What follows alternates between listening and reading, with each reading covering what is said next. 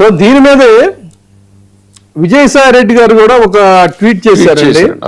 ఏంటంటే అక్కడ జరుగుతున్నది కేవలం నీటి పరీక్ష పత్రం కి సంబంధించినటువంటి వ్యవహారం కాదు, నిరసన ప్రదర్శనలు జరుగుతూ ఉన్నాయి. దేశ ప్రజాస్వామ్య సార్వభౌమత్వానికి సమగ్రతని విచ్ఛిన్నం చేయడానికి కూడా అక్కడ దీనిలా కనిపిస్తా ఉందా? మన దేశ ప్రజల్లో ప్రతి ఒక్కరూ ఆందోళన చెందుతున్న అంశాలకి బాధ్యత కలిగినటువంటి రాజకీయ పార్టీలుగా వాళ్ళందరూ కూడా స్పందించాలి, కానీ మౌనంగా ఉండటం ఏంటి?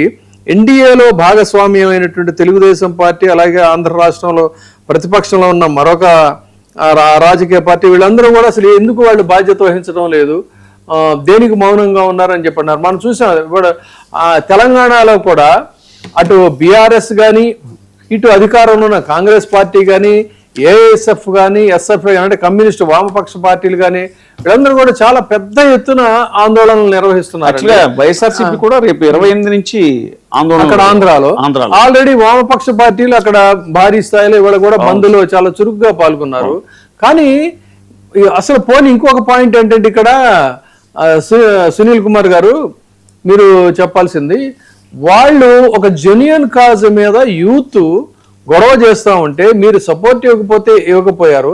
కానీ మురళీ మనోహర్ జోషి గారు లాంటి వాళ్ళు కూడా ఇది అన్యాయం, అమానుషం అని చెప్పని అంత పెద్దలు కూడా మాట్లాడితే, కానీ విచిత్రంగా అక్కడ ఎన్డీఏలో ఉన్నటువంటి నాయకులు మాత్రం విద్యార్థుల యొక్క వ్యవహార శైలిని నిరసిస్తూ మాట్లాడతాం అనే దాన్ని ఎలా చూడాలి? వాళ్ళు more loyal to the king then king himself అని, more loyal to the king then the king himself అని, రాజుకి తన మీద తనుకున్న భక్తి కన్నా వీళ్ళకి రాజభక్తి ఎక్కువైపోయింది. అదే ఈ సమయంలో ఆ రాజభక్తి ప్రకటించడంలో ఔచిత్యం ఉందంటారా?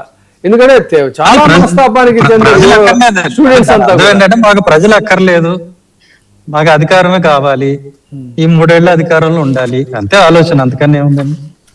ఈరోజు ఆ విషయాన్ని వామపక్ష విద్యార్థులు కూడా చాలా తీవ్రంగా రియాక్ట్ అయ్యారు అక్కడ. ఎందుకంటే ఈ ఒక ఇంత పెద్ద మొత్తంలో దేశంలో యువత అంతా కూడా ఆందోళన చేస్తుంటే అవసరమైతే మీరు సపోర్ట్ చేయండి, లేదు మీరు వాళ్ళతో డిఫర్ అయితే మౌనంగా ఉండాలి. ఎందుకంటే it is Congress party support చేసినట్టుంది కదండి. రాహుల్ గాంధీ గారు వెళ్ళారు, ఆయన కూడా కొట్టారు, ఆయన కూడా బ్లీడింగ్ అయింది. అవును. ఇక ముఖ్యంగా మురళీ మనోహర్ జోషి గారు చేసిన ప్రధానమైన కామెంట్ ఏంటంటే అండి, ఈ సమస్యను కేవలం బల ప్రయోగంతో లేదా లా అండ్ ఆర్డర్ అంశంగా చూడకూడదు, అలా చేస్తే వికసిత్ భారత్ లక్ష్యానికి యువతలో పెద్ద వర్గాన్ని దూరం చేసుకునే ప్రమాదం ఉంది అనేటువంటిది.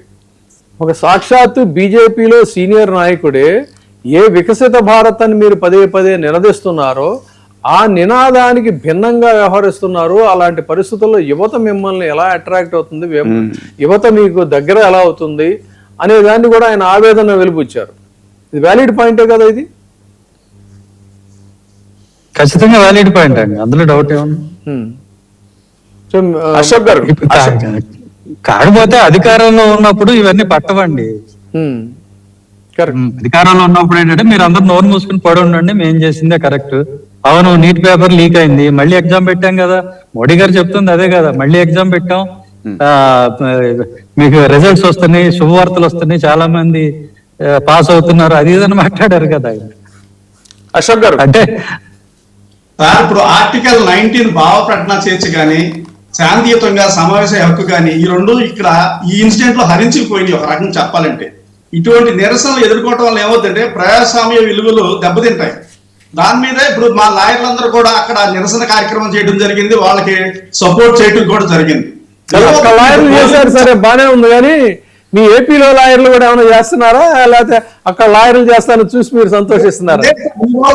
బాయ్కట్ చేశాం, అందరూ బాయ్కట్ చేశారండి. చేశారా? ఏపీలో చేశారా? మీ మీద ఇంకా ఊపాయక్ట్ పెట్టలేదా? ఊపాయక్ట్ పెట్టలేదా? ఏమవుతుంటే పోలీసులు చట్టబద్ధమైన కారణం లేకోకుండా శాంతియుతంగా ఈ నిరసనలు అడ్డుకోవటం, నిరసనకారులను అక్రమంగా నిర్బంధించడం, ఇవన్నీ బలప్రయోగాలు చేయటం వల్ల ఏమవుతుందంటే ఉన్న హక్కులన్నీ హరించిపోయినట్టే, హక్కుల అమల్లో ఉన్నట్టే కాదండి. ఇక మనం ఇప్పుడు దాకా ఏపీ గురించి మాట్లాడుకున్నాం, ఇప్పుడు ఢిల్లీలో కూడా ఇండైరెక్ట్ గా అదే జరుగుతుందేమో అనిపిస్తుంది. అప్పుడు ఏం చేయాలి? రాజ్యాంగ పరిరక్షణ అయిన పరిరక్షకులైన హైకోర్టు సుప్రీంకోర్టులు ఇంటర్ఫీర్ అవ్వాలి. ఒకడు వచ్చి కంప్లైంట్ ఇవ్వడం కాదు, సుమోటోగా తీసుకోవాలి.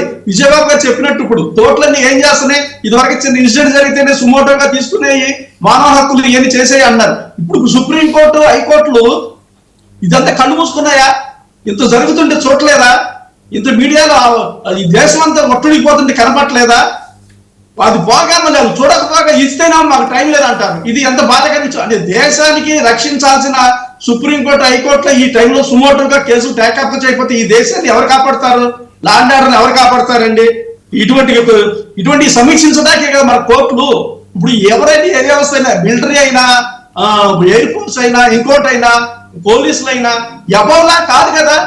కానీ ఇక్కడ ఒక పాయింట్ ఏంటంటే హర్షణీయమైనటువంటిది, సాక్షాత్తు ఈ దేశ అత్యున్నత న్యాయస్థానానికి సంబంధించినటువంటి అత్యున్నత ఈయన న్యాయమూర్తి గారు, ఆయనకి ఈ కేసులు వీడియోలు చూసేటువంటి తీరిక లేదు, ఇది అత్యవసరంగా చూసేటువంటి ఇది కాదు అని చెప్పి వారు చెప్పినా కూడా అదే కోర్టులో ఉన్నటువంటి సీనియర్ మోస్ట్ అడ్వకేట్స్, యంగ్స్టర్స్ కూడా అడ్వకేట్స్ చాలామంది వచ్చి వాళ్ళు ఈ ఆందోళనకు మద్దతుగా సంఘీభావం తెలిపినప్పుడు కొంత మనబోటి వాళ్ళకి ఏంటంటే ఒక నమ్మకం అనేటువంటిది ఏర్పడింది ఖచ్చితంగా.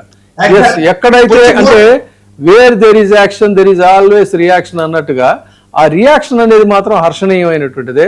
సో ఆ విధంగా సునీల్ కుమార్ గారు మీరు చెప్పండి, ఇప్పుడు కట్టెదుట కళ్ళ ముందు ఇప్పుడు మీరు పేర్కొన్నారు, పట్టపగలు ఒక మహిళని కేవలం 10,000 రూపాయల కోసం అని చెప్పని నడి రోడ్డు మీద ఇంత దాష్టీకం చేస్తే, ఇంత